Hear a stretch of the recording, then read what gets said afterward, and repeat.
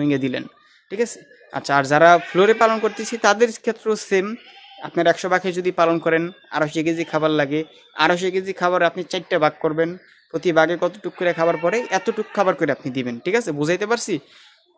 আর নাকি আবার আপনারা অনেকে বুঝতেছেন যে একবার দিমু 2.5 কেজি, আবার দিমু 2.5 কেজি, আবার দিমু 2.5 কেজি, এভাবে না।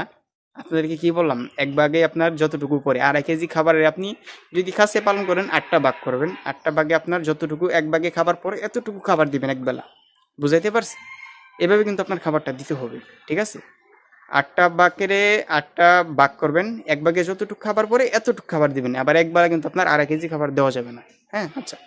তো এখন আমরা জানি পানি সম্পর্কে, আমরা কীভাবে এবং কতটুকু পানি দিব, কতক্ষণ পর্যন্ত রাখবো।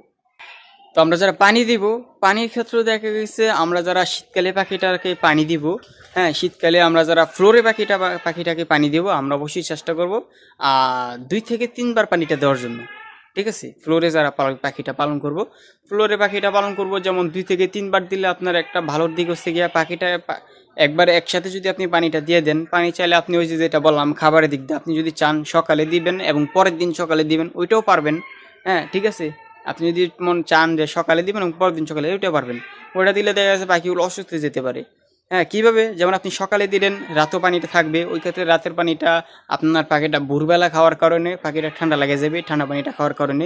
তো এই ক্ষেত্রে আপনাকে কী করতে হবে, পানিটা আমি যেমন বললাম 2 থেকে 3 বার দিবেন। 2 থেকে 3 বার কীভাবে দিতে পারেন প্রশ্ন আসে না, যে 2 থেকে 3 বার তো দিব, এবং কীভাবে দিব, কতটুক থেকে কতটুক পর্যন্ত দিব। যেমন আপনি সকালে দিলেন 6টা বাজে দিলেন, দুপুর পর্যন্ত, দুপুরে আবার দিলেন বিকাল পর্যন্ত, বিকালের থেকে আবার দিলেন রাত্রি 10টা 11টা পর্যন্ত, সর্বোচ্চ 12টা পর্যন্ত। 12টার পর পাখির এখান থেকে পানিটা উঠাই ফেলবেন। শীতকালের জন্য বলতেছি আর কি, শীতকালে যারা পাখিটা পালন করবেন, কারণ 12টার পর যদি আপনি পানিটা রাখেন, ওই ক্ষেত্রে কিন্তু পানিটা রাত যেমন গভীর হবে, পানিটাও তেমন ঠান্ডা হবে। এই ঠান্ডা পানিটা ভোরবেলা পাখিটা খাওয়ার কারণে পাখিটা কিন্তু ঠান্ডা লেগে যাবে। তো অবশ্যই আপনারা চেষ্টা করবেন রাত সর্বোচ্চ 12টা পর্যন্ত পানিটা রাখার জন্য। এরপরে পানিটা উঠে ফেলবেন। হ্যাঁ, এইভাবে আর কি আপনি পানিটা প্রতিনিয়ত এইভাবেই দিতে হবে। যেমন আপনি সকালে দিলেন একটা ওষুধ, দুপুরে আবার যেমন রোদ পড়বে তখন আবার একটা ওষুধ দিতে পারেন, আবার বিকালবেলা একটা ওষুধ দিতে পারেন, বা সকালে একটা ওষুধ দিলেন দুপুর পর্যন্ত, দুপুর থেকে বিকাল পর্যন্ত একটু গ্যাপ দিলেন, সাদা পানি দিলেন, আবার বিকাল থেকে এই রাত 10টা 11টা 12টা পর্যন্ত একটু ওষুধ দিলেন, এভাবে আপনি চালাইলেন। আর যারা খাঁচাত পালন করতেছি তাদের ক্ষেত্রেও সেম। তাদের ক্ষেত্রে সেম বললে কিন্তু আপনার অনেকটাই ভুল হয়ে যায়, কারণ আমরা যারা খাঁচায় পাখিটাকে পালন করি তাদের কিন্তু আসলে পানির একটু বেশি পরিমাণে দিতে হয়। কেন বেশি পরিমাণে দিতে হয়?